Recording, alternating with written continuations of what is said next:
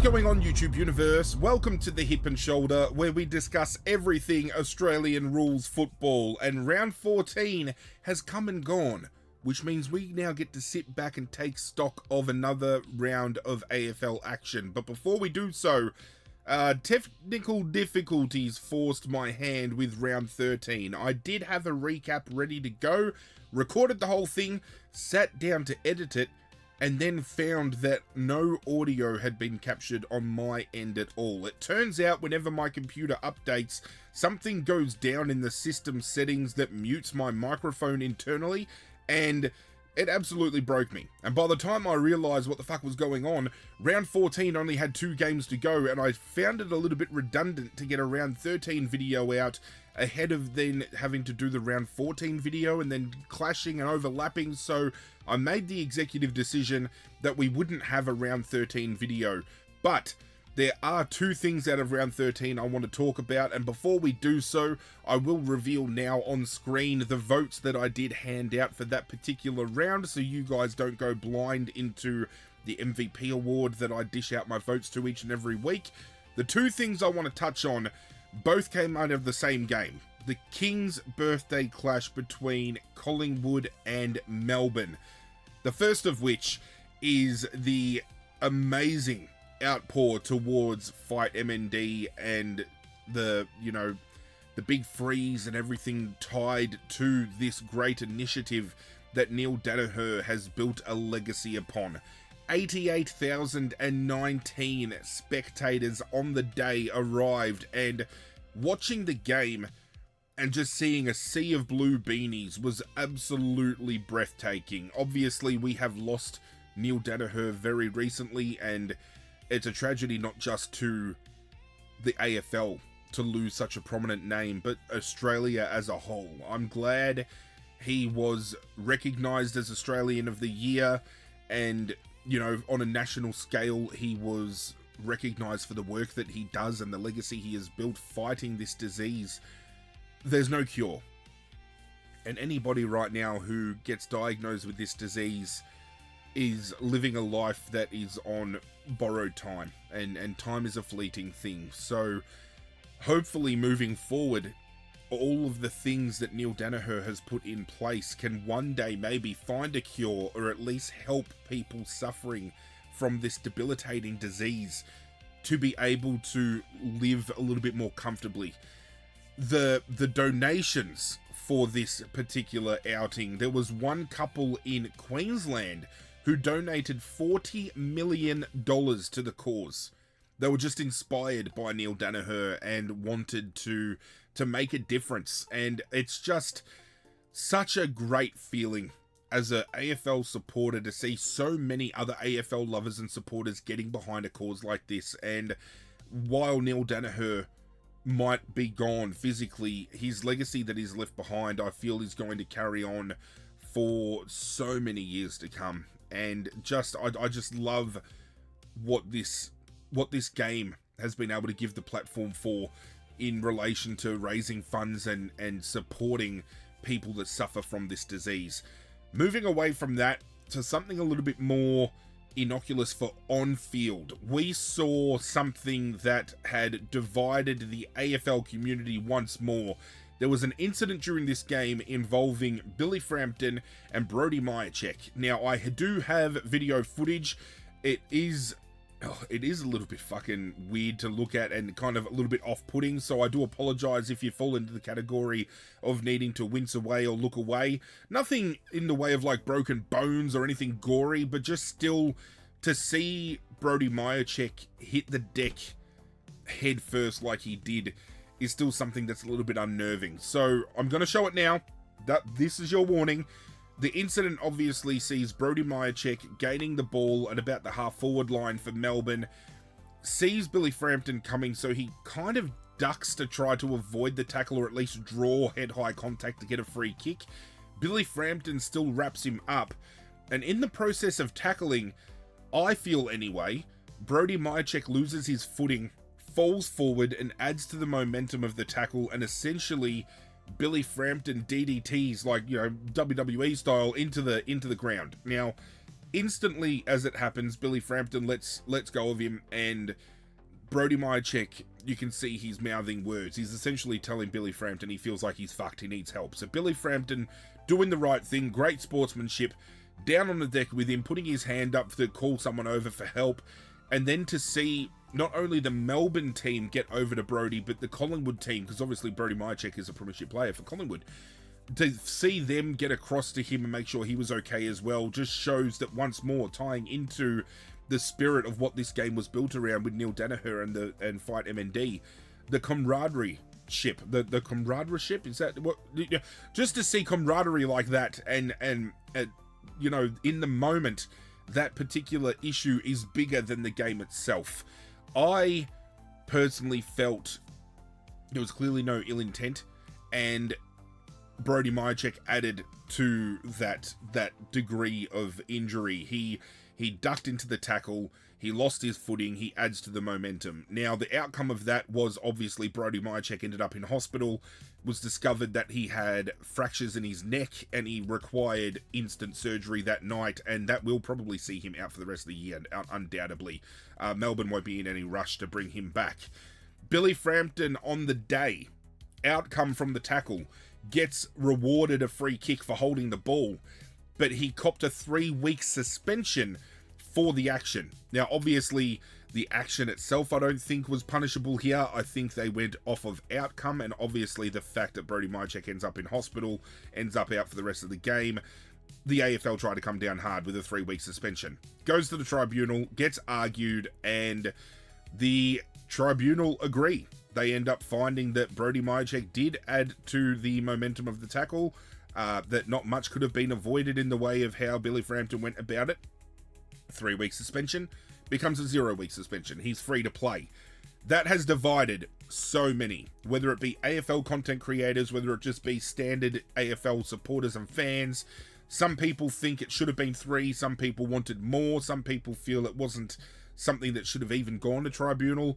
Let me know in the comment section down below how you feel. Let's talk about it, because I, as I said, am in a boat where I feel Billy Frampton was a little bit harshly done by, which might get me dragged just a little bit. That's all I wanted to touch on, because that was the biggest story to come out of round 13, and obviously the Fight MND cause between these two, and you know, everything that grandstanded to this game. I felt like it needed its own kind of highlighting. But outside of that, round 13 is already done and dusted, and we're here for round 14, so let's dive on in and talk about it. It all kicked off on Thursday night with the Bulldogs hosting Adelaide. Now, we know last year, late in the piece, these two teams went head-to-head and delivered an absolute classic. So knowing what these two teams can offer at their best was a great setup for a classic Thursday night clash. And Cody Waitman, after, you know, a very long time on the sidelines not playing, within the first 28 seconds of the game manages to kick the opening goal, sets the Bulldogs alight, and you start to think that maybe the Bulldogs are about to absolutely maul the Crows. If you were in that boat, you'd be rudely fucking mistaken. Adelaide have been the #1 pressure team throughout 2026. 2 weeks ago against Geelong, they had a pressure rating that averaged around 194. At some points of the game was over 215. So knowing that is the pressure levels they can bring to a game, the Bulldogs would have had to have anticipated that the Crows were going to come out swinging. And they didn't just come out swinging, they landed every single blow. Following that Cody Waitman goal, Riley Thilthorpe and Jordan Dawson just go bang, bang, bang, bang and kick the next 4 goals between them and set up what ended up being a 57-point win to the Crows. Boy, oh boy, I don't think many would have expected this. I actually tipped the Bulldogs to win a very close contest, but outside of that Waitman goal early, it was just an absolute avalanche from Adelaide. At quarter time, they led 9-2-56 to 2-3-15. Half time, it was 12-3-75, leading 5-5-35. 3-quarter time was 16-4-100, leading 8-7-55. And the final score line was 19-7-121, defeating 9-10-64. Don't get me wrong.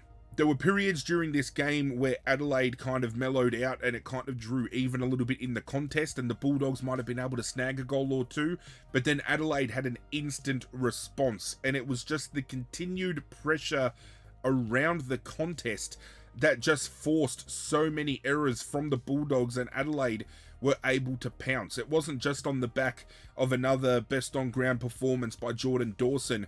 Players like Sam Berry, who has grown into his own this year, absolutely monstered the inside contest. He had 29 disposals at over 90% efficiency. 17 of those were contested, 10 handball receives, 11 loose ball gets, 11 clearances, 10 first possessions, 10 score involvements, and 435 metres gained. He absolutely popped off, and we've spoken about the Bulldogs in the past, and the fact that the gap between their A graders and then their B graders is a little bit too and far between. Whereas Adelaide this year, I feel they have had a lot of, and I hate using like A grade and B grade to separate, but every team obviously has their outright stars and then the next echelon of players. Adelaide have had a lot of players within that next echelon that have really stood up this year and started to make a name for themselves. Sam Berry is one. I think Braden Cook on the outside on the wing has been fantastic. Curtin coming back in has been absolutely superb. Josh Rochelle keeps going from strength to strength. This is an Adelaide team who, at this point in time, might be floating around that bottom end of the top 8. I really feel with the run home they've got coming, if they can maintain being the #1 pressure team in the competition, they could push for a top 4 finish and maybe do what they failed to do last year. They finished #1 seed last year, minor premiers out in back-to-back sets. Maybe they've learnt their lesson. Maybe they turn a corner here and they can take this and maybe have impact. Maybe chase that premiership that eluded them in 2017. You're welcome from the Richmond, fan base and myself. But this was absolutely a game that had Adelaide fans in raptures. Coming to Marvel, knowing that the Bulldogs play this ground so well, knowing that Adelaide don't travel all too well, and coming away with as big of a win as they had here was absolutely huge. The only sour note for Adelaide is role player Luke Pedlar ends up doing his hamstring. It's always sad to see a player go down regardless of the caliber of talent they have, whether they're a role player, they're an A-grade player, and soft tissue injuries has been something that has absolutely destroyed the competition this year, not just Adelaide, but over the course of every team. There have been so many injuries that have sidelined players, and it's always, as I said, just a sour note to see a player go down. Thankfully, Adelaide this year have had numerous players that play that Luke Pedlar role, so while he's out recovering, they've got somebody that instantly steps in. So it's not like injuries that have impacted the Bulldogs, for example, when they've lost a Liberatore, when they haven't had Rory Lobb for some weeks, when they've missed English. Those players are a little bit harder to come by, but for Adelaide, they've got those small, medium forwards at the ready to go. Turning attention to team stats, as you could expect with the scoreline, Adelaide absolutely monstered them in the contest. 431 disposals to 344. So almost 100 disposals the difference. This is up from Adelaide's seasonal average of 368. To think that they've come into this game and they've almost had, 70, 80 odd more than their average is absolutely insane. Kicking game, they had 51 more. Handballing game, they had almost 40 more. Inside 50s, both of them had over 50 inside 50s apiece. Bulldogs actually leading that 53 to 50. Unfortunately, with a disposal efficiency of only 69.8 and an inside efficiency of 45.3, Bulldogs were kicking themselves in the rear end. They were kicking themselves up the arse. The disposal efficiency of Adelaide was almost 10% better around the contest, and obviously when you're having 100 plus more disposals you're having 10% better disposal efficiency around the ground, things are going to go your way. Stoppages, hit-outs, Adelaide had 54 to 30, absolutely towed up in the ruck. However, the Bulldogs having the better of it out of the centre clearance, 40 to 33. The big differentiation here, the stoppage clearance, they won by 6. It was, again, exemplified over the course of this season. We've seen many games where the ruckmen for a team have been absolutely dominant, but the opposition midfield have been smart enough to rove to that ruck tap, and that's what the Bulldogs did. And while the Bulldogs were the better clearance team, Adelaide just were able to get the ball outside of that centre clearance, outside of that stoppage, and just get everything back on their terms. Every time the Bulldogs had a forward, rush, it was able to get shut down absolutely quickly, and Adelaide's rebound work was just absolutely impressive. Marks. Yeah, marks. 72 for the Bulldogs, 114 to Adelaide, which is up on their average of 91. As I said, they were just able to take the sting out of the game, slow things down, get it back on their terms. They had almost 100 more disposals, and they laid 14 more tackles for the game as well, which just shows you the level of pressure that they put on. And of the 75 tackles they laid, 22 of those were inside 50. Both of these were up on their averages as well, seasonal averages. 68 tackles they've averaged this year. They had 75. They've averaged 12 tackles inside 50, and they got 22 on the night. They were impressive. They were just raring to go. This was an Adelaide team that had only just managed to defeat Geelong at home, and I think they had something to prove here. They needed to prove that that just wasn't a fluke, that people weren't pigeonholing them into saying that that was going to be a once-off. And while the Bulldogs have suffered from injury this year and probably haven't performed at the level many would have expected, this is still a huge win in the retrospect of Adelaide's year, because when you have a look at the run home that Adelaide have, it truly sets them up somewhat so. And I'm actually going to, on the fly, it's not something I anticipated doing, but I am going to bring up the fixture just to mention the run home that this club does have, just to show you how much of a threat they can truly be. They take on Melbourne, Port Adelaide, West Coast, Gold Coast in their next 4. So out of that, you would think, okay, Melbourne in Adelaide, maybe a 50-50 line ball game. They should defeat Port, they should defeat the Eagles, they should defeat the Gold Coast. They then take on Sydney in Sydney. Maybe Sydney wins that. But then following that, Collingwood, Essendon, Richmond, Fremantle might be a tester, and then GWS. So I would say on their run home, they defeat GWS, they defeat Richmond, they defeat Essendon, they defeat Collingwood, they defeat Gold Coast, they defeat West Coast, they defeat Port Adelaide, and a line ball with Melbourne. So of all these games on their run home, I'm anticipating maybe they lose 3, which sets them up infinitely for a top 4 finish. And as I said, if they can maintain this pressure level, they could be a serious threat come September this year. But maybe if they get themselves to that position again, are we going to see them struggle a little bit? Are we going to see, maybe a little bit of PTSD, a little bit of Vietnam's, flashbacks from 2025 that might play into factor here? Turning attention to the votes that I handed out for this particular game, it was, even though Ed Richards had a good game, Matthew Kennedy, Marcus Bontempelli, I just felt with all the momentum Adelaide had, it was hard to vote for a Bulldogs player in this particular game. But those are the honourable mentions for me. And I feel Luke Beveridge kind of beveraged the Bulldogs here, because he sent Sanders to the forward line for a very long time in this game, when Sanders has been a revelation in the midfield. I don't understand the move, but it happened. The 3 that I voted for, I think were Adelaide's best. Riley Thilthorpe, probably a little bit stiff to miss, but here's where I landed. I'm giving the 1 vote to Rory Laird out of defence. I think the role change he's had over recent years to halfback suits him incredibly well. 35 disposals, 8 of which were contested, 12 marks, 2 tackles, 3 clearances, 426 metres gained, 1 goal assist, and 7 score involvements. Sam Berry gets the 2 vote. We spoke about some of his stats earlier. 29 disposals, 17 were contested, 3 marks, 4 tackles, 11 clearances, 437 metres gained, and the 10 score involvements. And best on ground, his past month has been absolutely huge. The captain, Jordan Dawson. And I feel as dire and sad a situation as it was with Jordan Dawson losing his brother.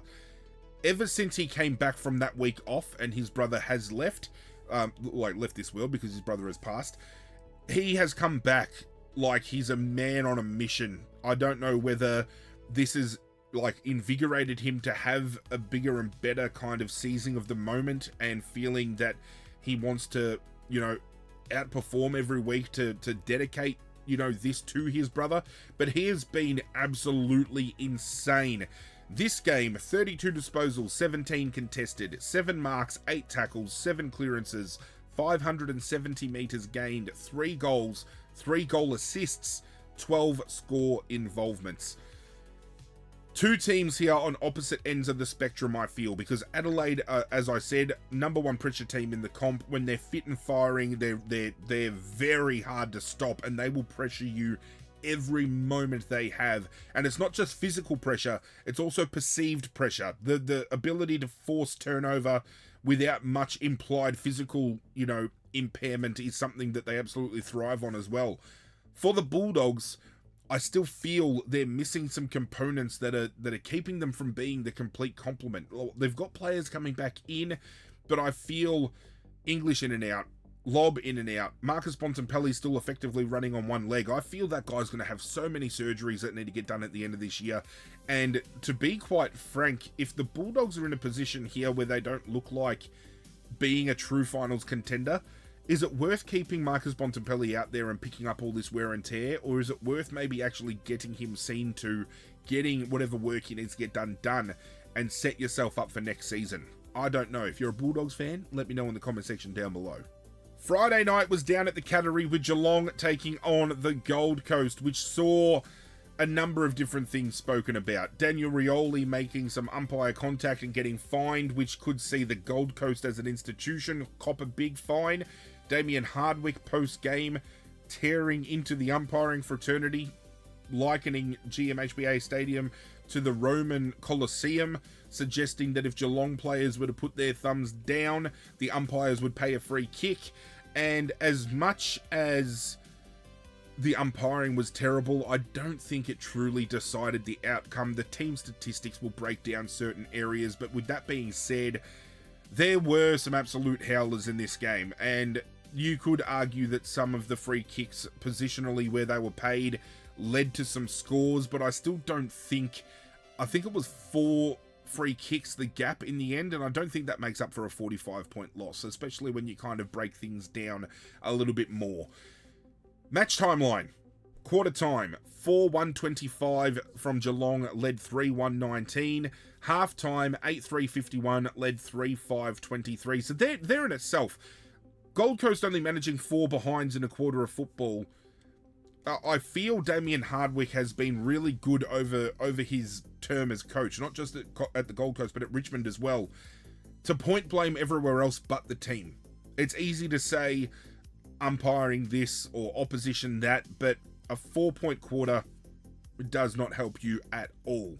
At 3-quarter time, Geelong led 10-11-71 to 5-9-39, and the final score saw Geelong 15-15, 105 defeat the Gold Coast 8-12-60.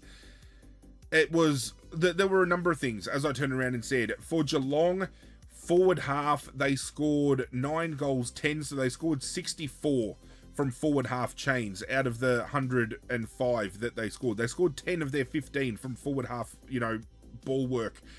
They had the ball locked into that forward half. They only forced, so much so in that forward half. 45 points of the 64 were from forward half turnovers that they were able to draw from the Gold Coast. Again, just pressure mounting, turnovers happen, and they managed to get that turnaround real quick. When the likes of Smith and Holmes are hunting that ball, of course they're going to get the ball into their forward 50.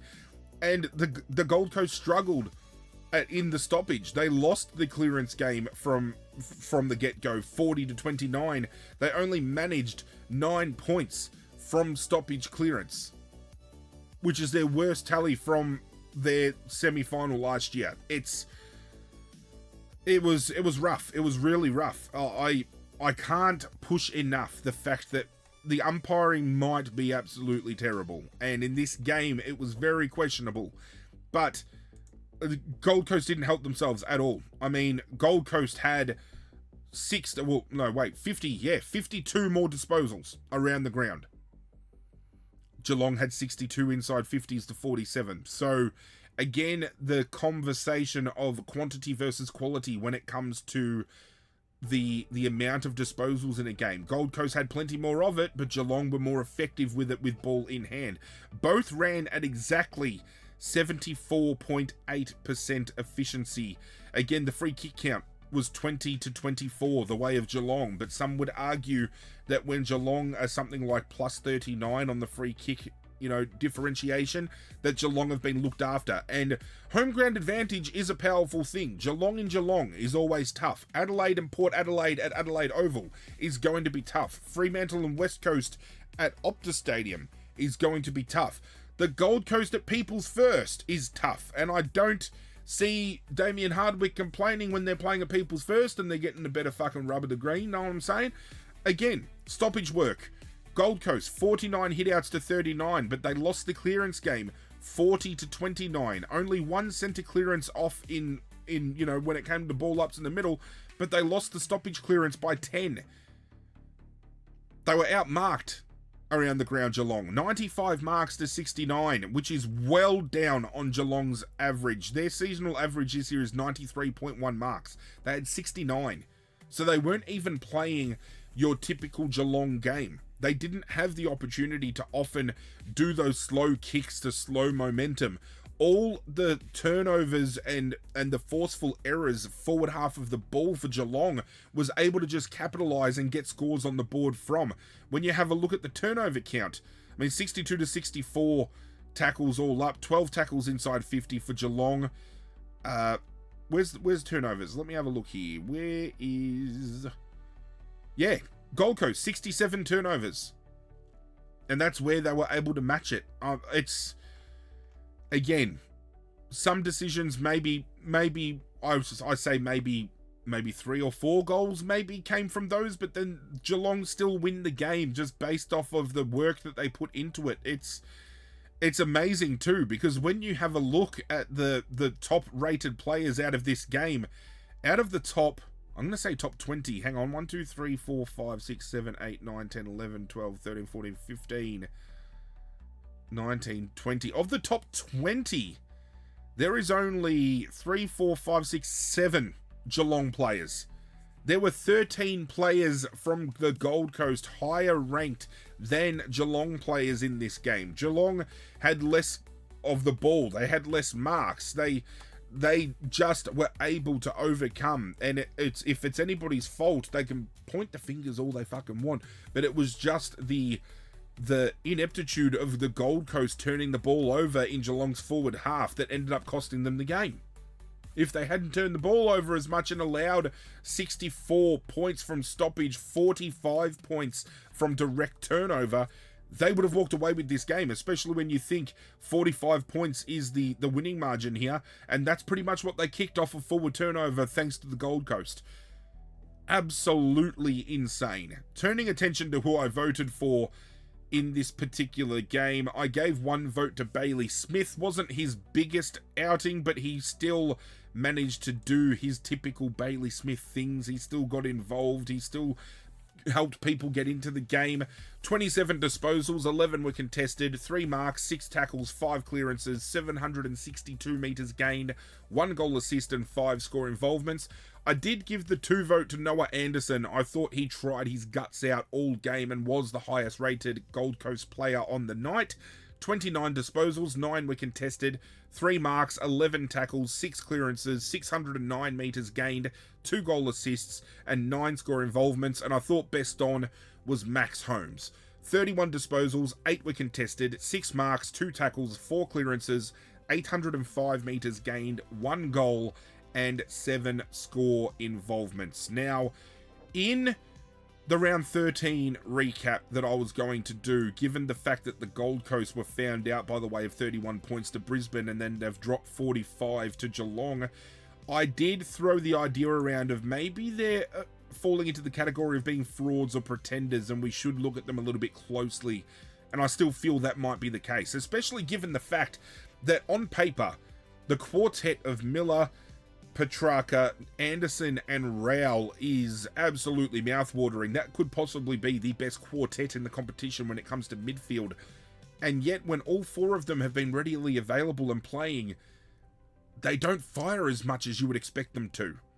And I just feel, with potentially Ben King looking to get out, that some media experts are trying to speculate that maybe if Ben King leaves, that's going to open the door for a bit of an exodus, which would be rather weird to see, given the fact that the Gold Coast has turned quickly into a destination kind of club. I want to turn attention to Geelong here, and we're going to do exactly what we did with Adelaide, because Geelong's run home is, I feel, the softest run home that is going to give them a top 4 finish. Alright, now, they play Fremantle this coming week, which I think is going to be the game of the round. After that, they play Brisbane at GMHBA. But following that, they've got GWS, St Kilda, Melbourne, Collingwood, Essendon, North Melbourne, and Richmond. So again, a team that has, I'm not going to say compromised, because I don't think it's compromised, but a team that has been finishing so well in recent years that gets a softer run home that would almost guarantee a top 4 finish. And with the style of football they're playing, and for maybe some people thinking that the umpires are trying to help them over the line, maybe Geelong find themselves in a position where they play in a grand final again. We can only hope that they break down like they did last year and somebody else wins. Please, for the love of fuck. The first on Saturday saw Melbourne hosting Essendon at the MCG. This is an outing that saw Essendon pull off a surprise win earlier in the year, and not by the smallest margins either. They won rather emphatically. So there were a lot of Bombers supporters that would have come into this game hoping and expecting to pick up their second win of the season. But it was Melbourne by the tune of 45 points, and it never looked like they were going to be in doubt. Right from the rip, even though Essendon got the first goal on the board, it was Melbourne all the way. And even with a little bit of momentum wrestling back from Essendon in the third quarter, Melbourne was still able to just put the foot down on the gas and run away with it. At quarter time, they led 5-4-34 to 2-4-16. Halftime saw them lead 9-10-64 to 3-5-23. Three-quarter time, 10-14-74, led 6-7-43, and the final scoreline, 13-17-95, defeating 6-14-50. This was marred in injury. Obviously, no Brody Myercheck from the week prior, but Petty does a hamstring. There was I think it was a cheekbone injury to another player for Melbourne, and Archie Roberts from Essendon dislocating his shoulder. Ironic that 2 weeks in a row, Cozzy Pickett is involved in an incident where an opponent has dislocated their shoulder.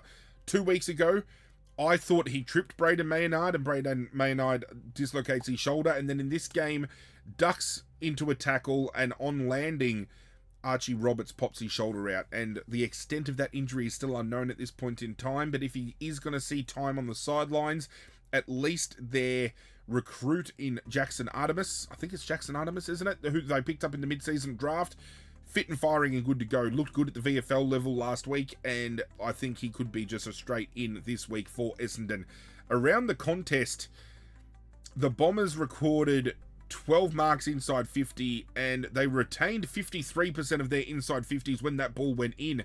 Their average retention rate is only 46%, so that it was up on that, and the competition average is 48%, so they were able to even maintain the ball inside their forward half for over not just the club's average, but the AFL average, and they still struggled to hit the scoreboard regardless of the fact that they kept the ball inside that inside 50 53% of the time. It was just an inability to hit the scoreboard. And in reflection, when you sit back as a neutral and you pick things up, I think they're going to find themselves in a precarious position with Nate Caddy. I definitely feel when the time comes, he's actually going to walk out of the club. He's been very vocal about his position with the club in way of, wanting to do better but not doing good enough. And more often than not, you see on game day, Nate Caddy being forced to either run into leading lanes that he shouldn't be running in, or he's completely open and he still gets burnt and they don't pass him the ball. Now, some people could argue that the leading patterns he runs is his own fault, but just to highly regard this player as one of the best key forward prospects in the competition, and to underutilize him as much as he does, as much as Essendon does, I just feel when Tasmania come and knocking, Nate Caddy might be picking up the phone and opening the door. Other than that, I mean, 22 more inside 50s to Melbourne on the day just spelt game over for Essendon entirely, and it's their highest differentiation in inside 50 count since 2024. 2 years. They recorded 33 to 18 inside 50s from midfield intercepts alone, scoring 7 goals, 7 from those intercepts. So again, another team. Oh, I got a bit of frog in my throat. Another team thriving on intercept and turnover from the opposition. As I said, Essendon had 53% of the inside 50s retained, but they were just able to have the ball turned over from them, and Melbourne capitalised each and every time. Looking around the ground at team stats, as we break things down just a little bit more, it was, again, as you would expect, especially when it comes to the stoppage work, a dominant performance from the Melbourne midfield. In way of disposal, they did lead 411 to 358. As I said, inside 50, 63 led 41. The stoppage game, surprisingly, only 5 more hitouts for the game. And I feel this is something that Essendon have been able to do rather well this year.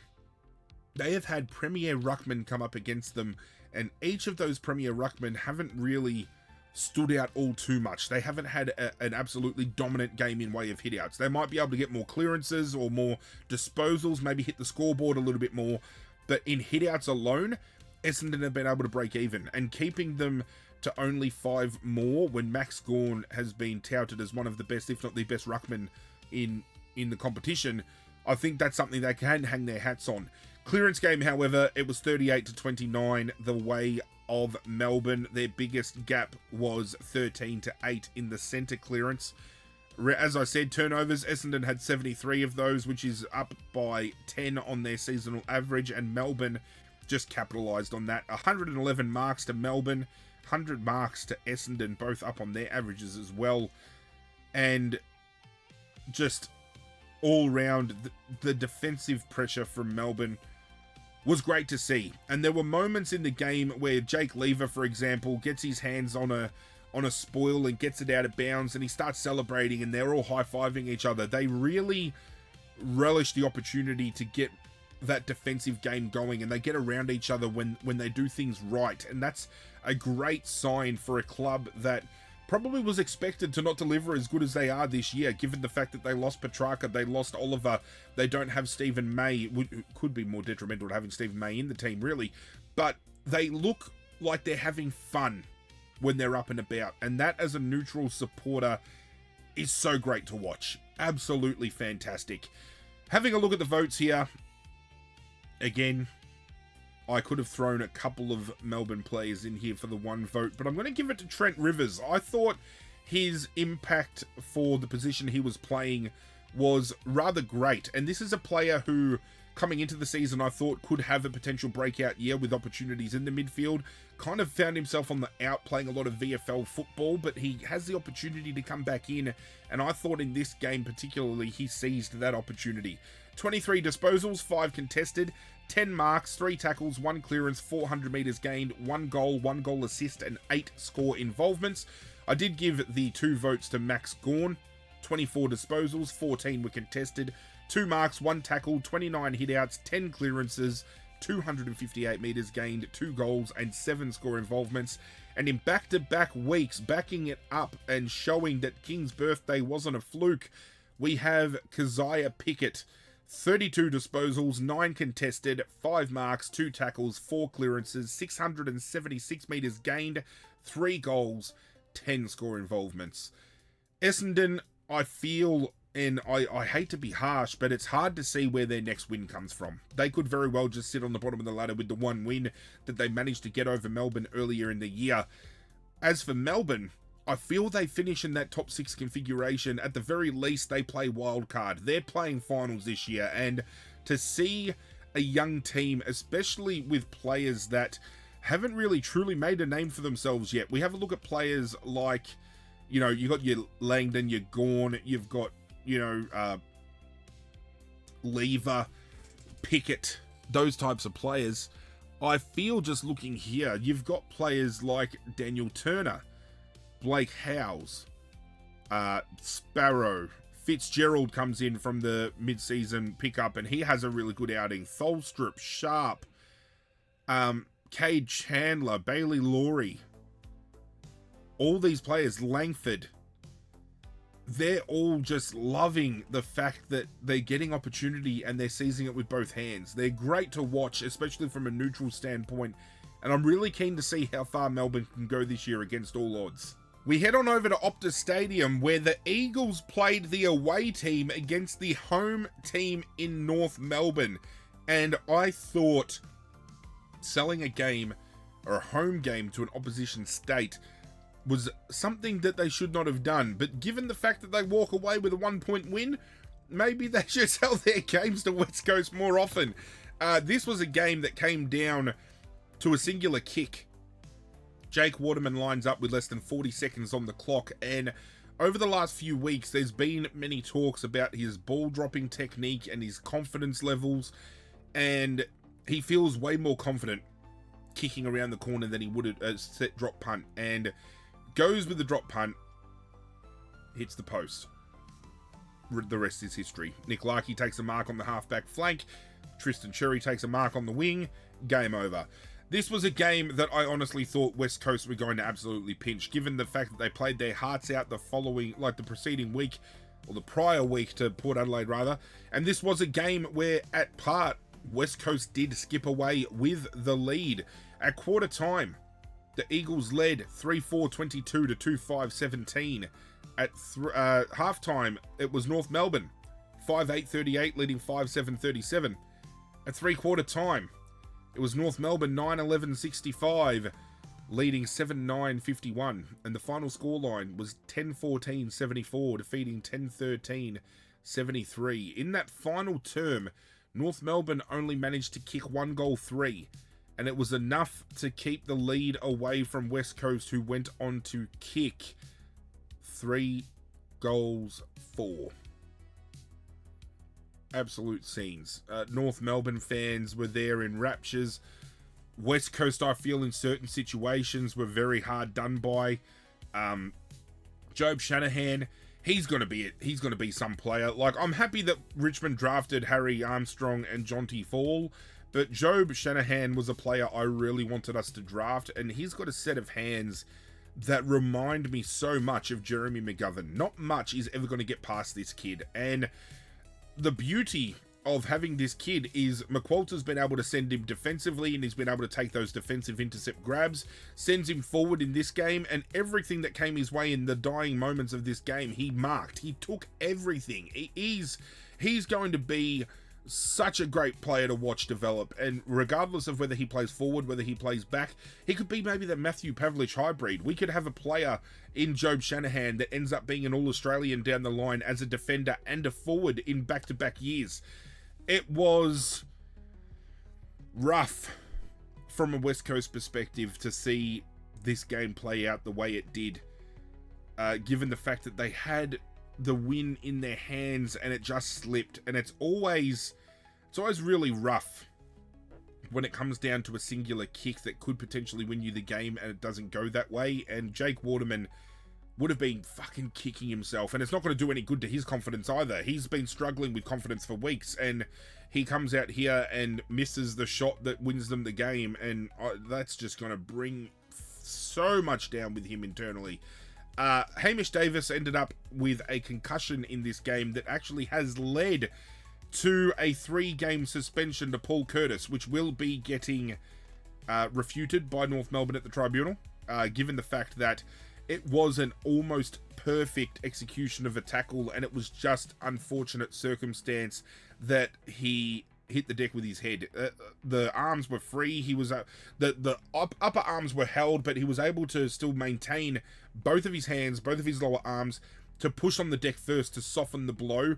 And I think the fact that the arms aren't truly trapped, there's no secondary slinging motion, and given the fact that the Brody Myercheck and Billy Frampton incident 2 weeks ago saw Frampton get away with a suspension there, I feel common sense is going to prevail here. And this just goes to show the MRO is still very much a fucking roulette wheel.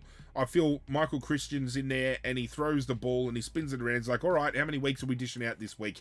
If anything has been proven this year, it's that the MRO needs an overhaul and they need to get rid of that bastard who's running it. But anyway, team statistics, breaking it down. North Melbourne did lead the disposal count 328 to 302. West Coast did have more inside 50s, 50 to 44, so they had their chances, but they did go begging, especially given the fact that of the 44 inside 50s for North Melbourne, they struck at 56.8% efficiency. For West Coast, 50 inside 50s at 44%. Now, this was a game as well that had so many free kicks paid in the opening half. By the end of the game, 31 free kicks to 24, the way of North Melbourne. And I feel in the final quarter, while the umpires were fucking trigger happy to blow that whistle all game, they put the whistle away in the final term. And there were some key moments in the end for both teams that could have gone one way and didn't. So while some teams might be getting the better rub, we see games like this where, you know, I think they're a little bit overzealous and then they try to rein it in when they shouldn't. It just sucks. Around the stoppage, obviously Tristan Cherry had the better of West Coast in the ruck, 44 to 33. North Melbourne did win the clearance game 39 to 35. And outside of that, it was just the marking game of North Melbourne. They were able to chip the ball around and just take the sting out of the game. They did that earlier than they should have. I feel they were in positions where they should have kept trying to score because the game was so close, but they still just want to slow things down, take the sting out, and they just protect the lead. But I feel in games that are so close like this, especially a game that comes down to only one singular point, a kick wins it, this is a game where North Melbourne couldn't really truly afford to do that outside of this game. If they do it again, they're going to find teams that are going to be able to turn that ball over and they're going to pay the ultimate price. It was, as I said, it was just dying moments. Two young rebuilding teams going at it. From a neutral standpoint, I love cinema like that, but I really thought West Coast were going to stand up here. And when you have a look at the numbers, everything was weighted the way of North Melbourne. All the top scorers here, like rating-wise, are all North Melbourne. It was just a game where I felt that against all odds, even though it was at Optus, West Coast could have and should have won this game. I don't know, feel free to disagree. With the votes, I did give one vote to Job Shanahan. I just thought in the final term when they needed somebody to stand up, he stood up tall. 11 disposals, 6 were contested, 8 marks, 2 tackles, 209 metres gained, 3 goals and 6 score involvements. The 2 vote I gave to Tristan Cherry, 16 disposals, 14 were contested, 5 marks, 8 tackles, 22 hitouts, 6 clearances, 192 metres gained, 1 goal assist and 6 score involvements. And best on was Harry Sheasel. 33 disposals, 15 were contested, 7 marks, 5 tackles, 10 clearances, 372 metres gained, 1 goal, 9 score involvements.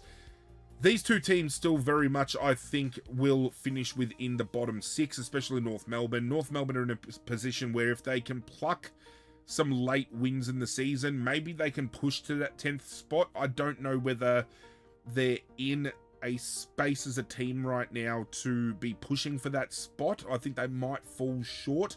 West Coast, on the other hand, I still feel this year are playing out of their skins and they're showing so much. This is a team that has been bottom barrel for many years, and a lot of people were asking questions about when their next wins are going to come from, when they're going to find continuity. And in the last 2 weeks, they've lost by a combined total of, 7 or 8 points? They could have had another 2 wins on the board, and it really just shows the growth that this team has had. So 2 teams, probably different parts of the ladder and situations this year, but both have shown a lot, and both have shown that there's gonna come a time where these rebuilding clubs, North, West Coast, Richmond, even Essendon are going to be the teams that are going to be competing, especially when other teams start to peter off that cliff a little bit. But congratulations to North Melbourne. And I think just as much as they lost the game, there's just a lot to take out of this for West Coast. I think both teams, regardless of outcome here, have a lot to be happy about. The Sydney Swans must be in the business of theft, because 2 weeks in a row we have seen them steal a game out of the palm of their opposition. 2 weeks ago, it was via Brodie Grundy tapping it down to Isaac Heaney. The handball goes out to Jai Sarong, and the rest is history. St Kilda go down by less than a kick. This past weekend, they went down to Adelaide Oval to take on Port Adelaide in a game that saw Port Adelaide take a very comfortable lead and then lose the game by 3 points. It's absolutely wild to see how this game played out, and the match feed that speaks about different players and their input into the game, I feel, has glazed Zach Butters a little bit more than he should have been glazed. Now, don't get me wrong, Zach Butters had a great game, but when you have a look at collectively the input that other players had, Zach Butters didn't come close to some of the players on the Port Adelaide team that is deserving of recognition. And I feel we find ourselves very much so in a situation where the AFL itself overglazes players to the point of disbelief. And while I highly rate Zach Butters, while as a Richmond supporter, I would love to see Zach Butters come to Richmond if that is going to eventuate, I just feel attention turns too often to players that, when they play well because of their name, they get thrown into the limelight straight away. But this was an effort from Port Adelaide that saw some players that don't often get recognition, get that spotlight. And I feel when things like this happen and Zach Butters gets touted as, you know, he finished among the best, he had 27 touches and this and that, kind of overshadows a little bit the other players that have retrospective games that are bigger than what we're talking about. You get what I mean? It's kind of like with Collingwood, whenever they talk about Nick Dacos, but they'll discredit somebody like a Jack Crisp, or they'll discredit somebody like a Jordan De Goey or a Beau McCreary or players like that. But this was definitely a game, speaking of people taking opportunities, that Isaac Heaney deserved to be spoken about. This is 2 games running where Sydney have pinched the win from the absolute depths, and Heaney has led the charge both weeks. He, right now, might be the best player in the competition. Feel free to disagree. The match timeline, however, will show just how big of a steal this truly was. At quarter time, Port Adelaide led Sydney 3-6-24 to 3-2-20. At halftime, they led 7-9-51 to 5-6-36. At three-quarter time, it was 10-11-71, leading 9-8-62, and the final scoreline saw Port Adelaide fall by 3 points, as I said, 14-9-93, leading 13-12-90. Boy, oh boy, they had a 15-point lead, and Sydney just kept coming, and then Port Adelaide kicked 1 or 2 to get back into the game, but Sydney, cool, calm, collected, looked absolutely fantastic. And while Port Adelaide might have got the early jump and into half-time looked the better team, the run and carry game from Sydney, when executed, looks so good. There is only one team in the competition that does it better, and that is Fremantle. That is my own personal take. But the handball game of Sydney is what truly tears you up. And while that took a little bit to get going, once it got going, it's why they won the game. They're just so hard to stop when they get that momentum swinging. Turning attention to the match report, I can't remember if there was any injuries in this game. There were not, which is great, so we can move on to the team statistics. We can break this game down and truly have a look at where the game was won. I know for certain the stoppage game of Sydney, especially late, attributed so much so to their dominance, but you would be quite surprised to see the statistics actually tell you a different tale of the tape. Sydney did lead the disposals 356 to 340, but everything else kind of went Port Adelaide's way. Port Adelaide had 56 inside 50s against 47. From that 56 inside 50 entry, they ran at 50%.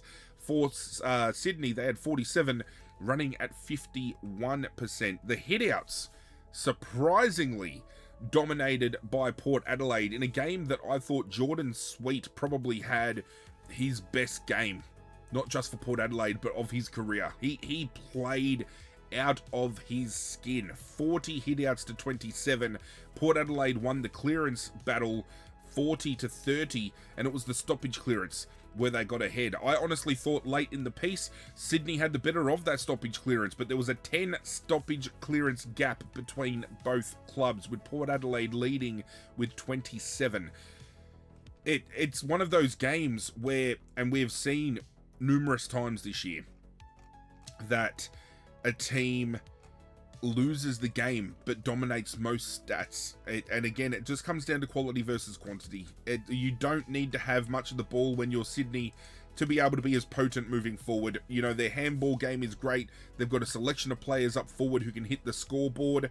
I honestly thought, in part, Sydney looked opened up because they were missing a player like Justin McInerney, somebody who can bring others into the game, somebody who has been very consistent with score involvements and goal assists this year, but they just find a way. And it was through culprits like Warner and Heaney, Grundy, Blakey, Callum Mills, Logan McDonald, Jai Sarong, all the usual suspects. But for Port Adelaide, there were some players that I thought stood tall, and as I said, when you've got Zach Butters getting touted and spoken about the most, it overshadows efforts from players like Joe Richards, Jordan Sweet, Kane Farrell, Jace Burgoyne. Another player who I feel has been a little bit overglazed this year is Alia. Now, in this game, he had 7 marks. None of those were contested. I don't think any of those were contested. And I feel all this talk about him being an All-Australian lock should be reconsidered, because when Alia is on his own, uncontested, he'll take all these marks. That's perfectly fine. But one-on-one, when he's held accountable, I feel he gets beaten a lot of the time. Am I seeing something different? Am I seeing a different player? I don't know if I'm being too harsh. Feel free to tell me down below. But from an individual standpoint, I gave the 1 vote to Joe Richards. I thought, especially in the first half, his impact was absolutely incredible. 23 disposals, 12 were contested, 9 marks, 4 tackles, 7 clearances, 395 metres gained, 1 goal and 7 score involvements. The 2 vote I gave to Jordan Sweet. As I said, I think it was a career best for him, just in way of the imposing of himself on the game. And it's not just a matter of the number of disposals you get, but it's what you do without ball in hand. And to be able to negate a player like Brodie Grundy as well as he did, I think he deserves that recognition. 17 disposals with 4 marks, 4 tackles, 35 hitouts, 9 clearances, 385 metres gained, 2 goals, and 13 score involvements. Do the math. 17 touches, 13 score involvements. Almost everything he touched ended up in Port Adelaide scoring. He was influential as hell. However, the 3 vote I did give to the man who stood tall when needed, and that was Isaac Heaney. 30 disposals, 9 of which were contested, 1 mark, 4 tackles, 3 clearances, 417 metres gained, 1 goal assist, 9 score involvements. Just in the breadth of it all, when things break down, when you need a player to stand tall, when you need somebody to take charge, Isaac Heaney has been that man for Sydney, and I would argue comfortably over the course of the last 6 to 7 weeks, Isaac Heaney has been the best player in the competition. This sets now Sydney on a even playing field with Fremantle. Both are now on the same amount of points, tied for first place, broken by percentage. Port Adelaide are one of those teams that I feel has shown enough in the last couple of weeks that maybe they could push for that wildcard contention. I thought they would have done a little bit better this year. I did predict a bit of a drop-off. Some clubs just drop off each and every year, and I thought Port could be that team. They have been missing players like Connor Rozee, definitely, and I feel it could only get worse from here. If they lose Zach Butters to a trade, if they lose the rumours around Mitch Georgiades apparently wanting to leave as well, if these players start to leave, I feel Port Adelaide have already been on the back foot this year. It might push them back a little bit more. I'm not entirely sure. We've got to keep a close eye on things. But Sydney, boy, their run and carry game is so envious. I truly love a team that does that run and carry game so incredibly well. Chaos football. Just get the ball moving, get players moving. It's very hard to stop. And when Sydney are up and running, as I've already said numerous times already, boy, do they look good. Speaking of a run and carry handballing type of game, Richmond hosted Brisbane down in Tasmania. And I honestly thought neutral ground would give Richmond an opportunity here. And Richmond, to their credit, held tough. I mean, to kick 12 goals against the reigning premiers in a team that is so injury ravaged, it's not funny. We did well. I walk away from this game holding my head held high. Disappointed we didn't get 4 points. Yeah, sure. But 35 points was the win the way of Brisbane. I did say in my tipping video this week, I thought Brisbane by 40 was probably going to be a sure thing. But Richmond challenged hard. I honestly thought in the first half Richmond were the better team despite the scoreboard, and it was only by the slimmest of margins as well. As at quarter time, Brisbane led 4-4-28 to 4-1-25. At halftime, Brisbane led 6-6-42 to 6-3-39.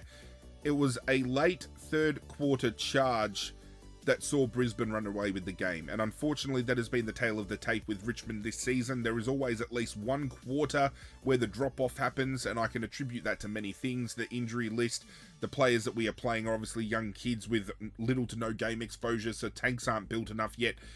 But three-quarter time, they took a 30-point lead, 13-10-88, leading 9-4-58, and then the final score line saw Brisbane 17-13-115 defeat Richmond 12-8-80.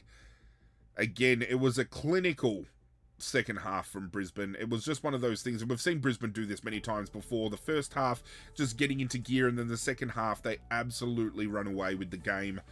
As much as I would have loved a win here, it did not happen, but as I said, walk away with our heads held high here. There was a lot to take out of this game. Jasper Elgar kicks 7 in the last 2 weeks. He gets the Rising Star nomination this week. Richmond have now had 3 Rising Star nominations this year. I think that's absolutely fantastic, especially for a club that is imminently in a rebuild. I just feel and know that we're in good stead. I mean, we look at the stats here, and they matched it rather well with Brisbane. Brisbane led the disposals 381 to 353. They only had 5 more inside 50s than we did, 58 leading 53, which is well up on our seasonal average. Richmond actually ran at a better disposal efficiency, albeit by 1%, but that, you know, it's still handy. Inside 50, Richmond only ran at 47%, though. Brisbane running at 58.6. The stoppages, the hitouts, 40 to 44 the way of Brisbane. That was actually a lot closer than what I thought it would be, given the fact that Brisbane are running with that 2-prong ruck attack in Draper and Fort up against Noah Bolter, who traditionally hasn't been a ruckman until this year, and Oliver Hayes-Brown, who is only getting opportunity this year due to injury.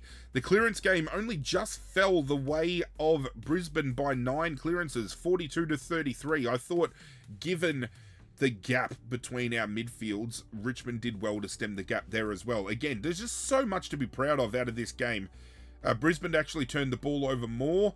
They took a hell of a lot more marks than we did, and they were able to just slow momentum down their way, especially when their backs were against the wall. They really needed that shift.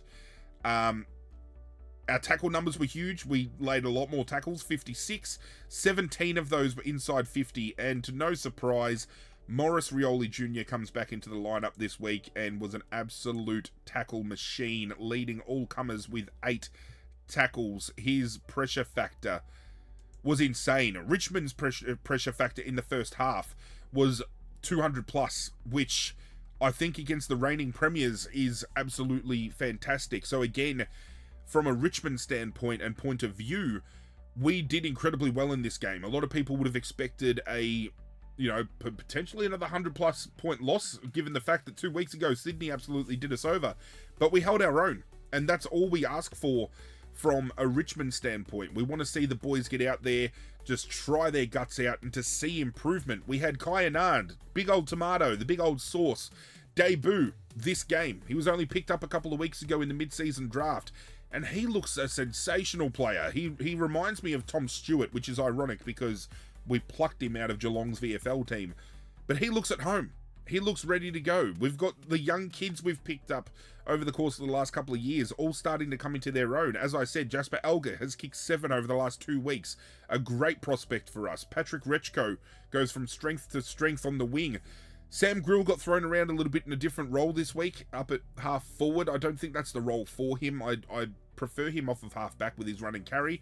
But we're trying things. We're trying to see some different things going. And to see players like Tim Taranto just play out of his skin in a career-defining game, up until half-time, it was his biggest, highest rated half ever in his career. He popped off and then did drop off in the second half, but he played a tagging role on Lachie Neale to try and slow his momentum down a little bit. It was just good to see players digging deep and having a crack, and even when Brisbane put on 4, 5, 6 goals, the heads didn't drop. The intent was still there. Choking on my own words.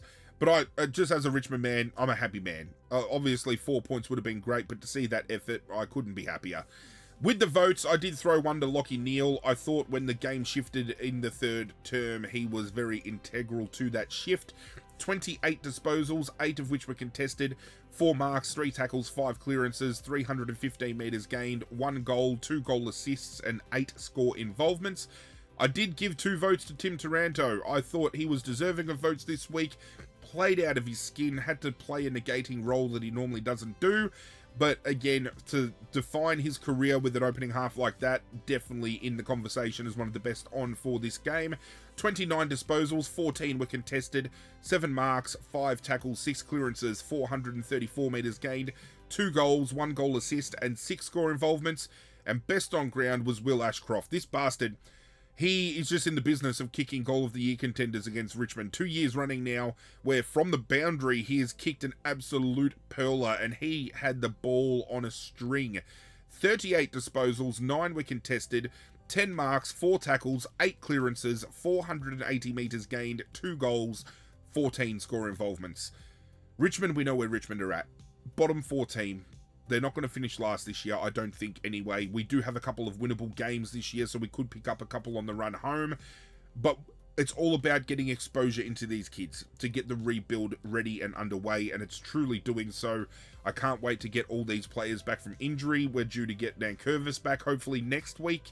I think there's a list of about 10 players over the course of the next 2 weeks that we get back and available, which is fantastic for us. And then we get to see players like potentially Taj Houghton get more AFL time.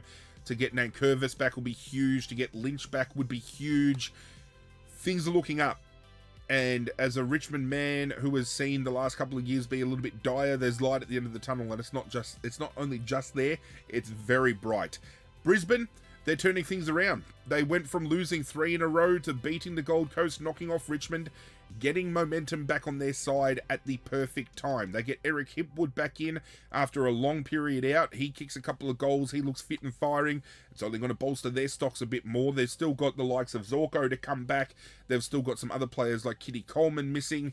But once they get the full complement, if they can keep the momentum going, there is nothing stopping them from finishing a top 4, top 5 team and pressing for that three-peat that they're hunting for this year. The final game of the round was at Marvel Stadium, St Kilda hosting GWS. Now, 2 weeks ago, St Kilda had the game pinched from their hands by Sydney, and this game came down to 8 points as well. I honestly thought with the late charge GWS were making in this game that St Kilda were going to see it happen 2 weeks running, and I feel there was a contentious moment late in the game, very late in the game.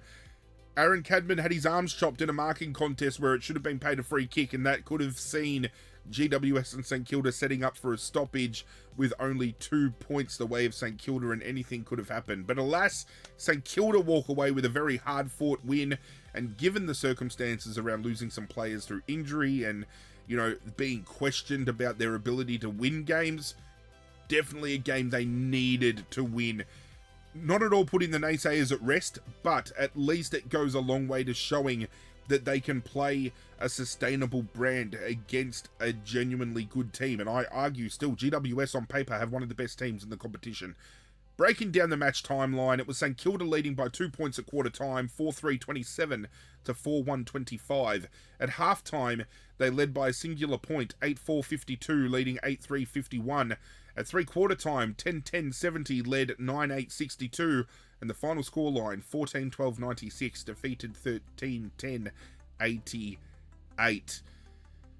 This was a great game. It was a great game. Two young clubs going at it, and again, it's two teams that don't have to hinge their bets on particular players. They've had both clubs see some young kids from the lower echelons in, I don't want to say in talent level, but in retrospect of probably where they command respect on the list, like underneath the A graders that you would typically talk about. Again, it's a precarious position to be talking about players in this nature, and I'm no one to be sitting here saying that someone's a B grader or a C grader, but I think people watching this video would understand the sentiment anyway. When you look at the players that have stood up for GWS and St Kilda, and we'll talk about that later on when we break this game down, it's not just the usual suspects. You know, you don't often like with GWS, for example, it'll be Whitfield, Ash, Oliver, Brent Daniels, Toby Green, Finn Callahan. But when you can throw in names like Joe Fonte, when you can throw in names like Harvey Thomas, when you can throw in Connor Iden, who I think is very underrated this year, Ryan Angwin, Phoenix Gothard, these players that are coming up from GWS that you can throw in the conversation. For St Kilda, outside of usually like, you know, Wangani Malira or a Cooper Sharman or Jack Sinclair, Cal Wilkie, to be able to say the emergence of Windhager, Darcy Wilson, Hugo Garcia, Max Hall, both clubs have young kids that have really taken opportunities this year, and from a neutral standpoint, it's great to see that happening. Breaking down the team statistics of this particular game. Very hard fought, and it was broken up by margins, and both teams had plenty of opportunity here. GWS did win the disposal count 386 to 358. They also headed the inside 50s 55 to 47. However, only operated at 45.5% inside 50, whereas St Kilda for their 47 entries ran at 61.7%. GWS dominated the stoppage, 44 hitouts to 29, 46 clearances to 36. They had more marks around the ground, which you would expect from the likes of Whitfield and Ash. Defensively, though, they were well down on tackles, only laid 45, whereas St Kilda up on their average. They only averaged 52 tackles a game, St Kilda. They laid 51 in this particular game, 12 of which were done inside their forward 50. The breakdown and defensive pressure of St Kilda is something that we have not seen much of this year. And when it come down to the depth, St Kilda were able to hold on, St Kilda were able to get it done, and you can't fault either club here. Everybody threw everything at this game as much as they could, and it was just broken down by margins. Unfortunately, GWS, for all the dominance they had in statistics, they weren't able to capitalize, and they had a full complement up forward. They had Stringer, they had Hogan, they had Cadman, they've got Toby Green, so it's not like they're missing any potency up forward. It's just they failed to deliver from the conversion standpoint. They had plenty of the ball in there, but they just couldn't hit the scoreboard. St Kilda's defense was just too big a task to break through. Looking at the individual performances for this game, I feel I've done a few harshly here. Clayton Oliver, Lockie Whitfield, Lockie Ash all had great games, but I did give the one vote to Brent Daniels. I thought since coming back into this GWS lineup, he has given them a dynamic that they have been desperately needing. He had 31 disposals, 16 were contested, 1 mark, 6 tackles, 10 clearances, 271 metres gained, 3 goal assists, and 8 score involvements. The 2 vote I gave to Nasiah Wangani Malira, starting to get back to his best. 32 disposals, 7 were contested, 4 marks, 1 tackle, 4 clearances, 775 metres gained, 1 goal, 2 goal assists, and 9 score involvements. And best on, I gave to Liam Ryan, who in back-to-back weeks have kicked 5 and 6 goals. 11, well actually, when you break down when St Kilda played in round 13 and round 14, it's been in the space of a week and he's kicked 11 goals. He's starting to show that maybe his acquisition is a lot better deservingly to be spoken about than what people give recognition for, given the fact that there's been some weeks where he's done absolutely fuck all, but the last couple of weeks he has turned it up.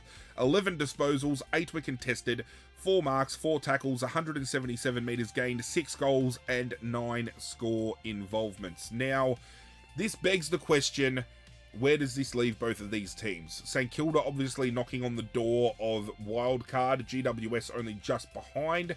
I feel both teams are still going to be within that 7 to 10 range this year, and I think both of these teams will play wildcard this year.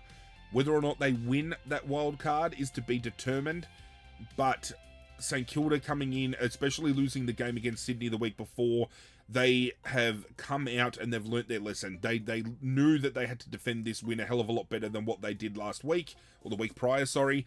And GWS, for all their effort, unfortunately just could not get the job done. After 14 rounds of AFL action, this is how the ladder is.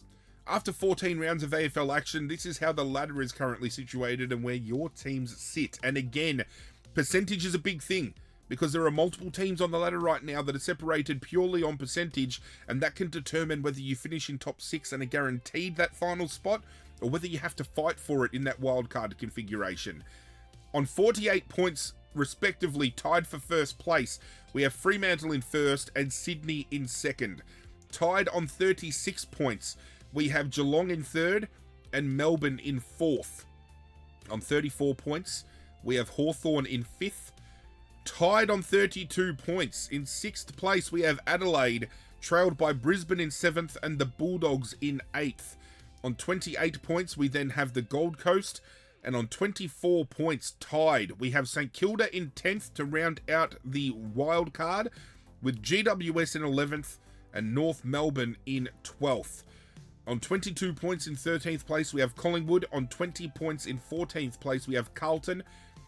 Tied on 16 points, we have 15th Port Adelaide and 16th West Coast. On 8 points, we have 17th Richmond. And on 4 points with the singular win, we have 18th Essendon. Now with all the formalities out of the way, we can do the more personable things, revealing my leaderboard for the MVP award for this year, and then turning attention to my team of the week for round 14. Now I know this is not how a traditional leaderboard would be broken down. If there was a tie for first place, it'd be, insert name, and then third. But what I've done is first through to the 10th by number of votes, and if anybody is tied on that number of votes, they equally slot into that position. Easy enough, right? This is how the leaderboard looks. In first place on 22 votes, I have Bailey Smith and Isaac Heaney. In second place on 19 votes, I have Nick Dacos and Harry Sheasel. In third place on 18 votes, I have Zach Butters. In fourth place on 16 votes, I have Marcus Bontempelli. In fifth place on 15 votes, I have Luke Jackson and Max Holmes. In 6th place on 13 votes, I have Jordan Dawson, Keziah Pickett and Tristan Cherry. In 7th place on 12 votes, I have Shea Bolton, Brodie Grundy, Jason Horne-Francis, Max Gawn and Nasiah Wanganeen-Malira. In 8th place on 11 votes, I have Christian Petrarca, Luke Davies-Uniacke, Patrick Cripps and Will Ashcroft. In 9th place on 9 votes, I have Connor McDonald. And in 10th place on 8 votes, I have John Noble. And now there is only one thing to do before the round is recapped officially, and that is to reveal my team of the week for round 14. Are you ready?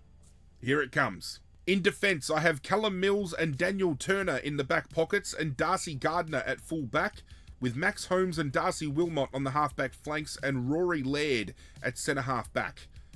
In the centre, I have Nasiah Wanganeen-Malira and Harry Sheasel on the wings, with Will Ashcroft as this week's vice-captain in centre, with Max Gawn in the ruck, Jordan Dawson this week's captain in ruck rover, and Isaac Heaney in rover. Up forward, I have Josh Rochelle and Keziah Pickett on the half-forward flanks, and Job Shanahan at centre half-forward, with Jasper Alga and Liam Ryan in the forward pockets, and Nick Larkey at full forward. My interchange consists of Tristan Cherry, Tim Taranto, Lockie Neal, Brent Daniels, and Sam Berry. This week's coach of the round is Matthew Nix, and the assistant coaches of the round, because I couldn't split it, is Alistair Clarkson and Dean Cox. And that is it, ladies and gentlemen. The round has officially been recapped. I do apologise again for not getting one out for round 13, but we got here with round 14, and I was still able to talk about round 13 at the beginning, so everything kind of worked out the way it should have been. If you did enjoy today's video, do leave a like down below, and let me know in the comments down below your thoughts, how your team's going. If you've got ideas for content you'd like to see me make, let's talk about it. Speaking of content, I am in the mix of throwing some things together.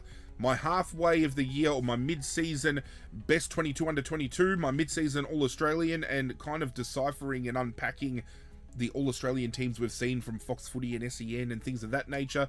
But again, if you've got any ideas you would like to see, let me know down below. And if you want to get on board the community we are building together, hit that subscribe button as well. But that's it from me, guys. I'm out of here, and as always, I will catch you guys next time.